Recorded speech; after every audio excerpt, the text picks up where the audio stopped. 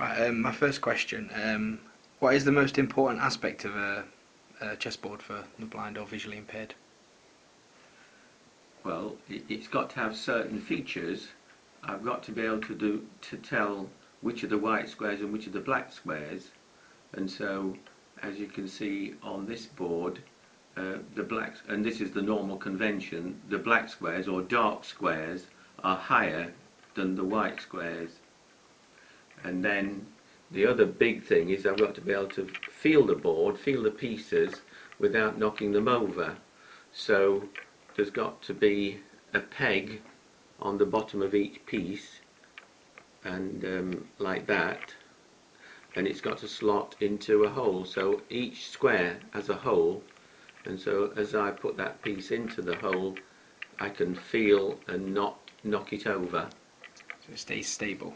Yeah. Got ya. So apart from the actual specific like rules, do you know the rules that are governed by a governing body? Yes. Is there any other aspect that is majorly important?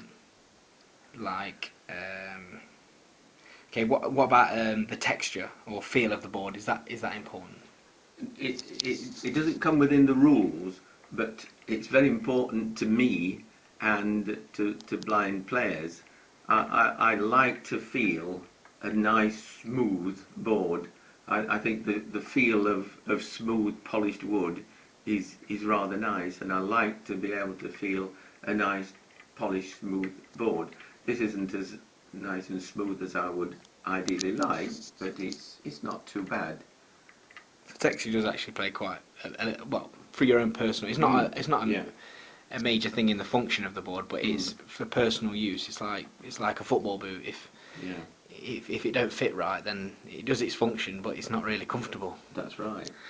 One thing that I did forget to tell you actually under question one is that in fact there's probably three key features. It's knowing which are the black and white squares, so the black squares are higher than the white ones.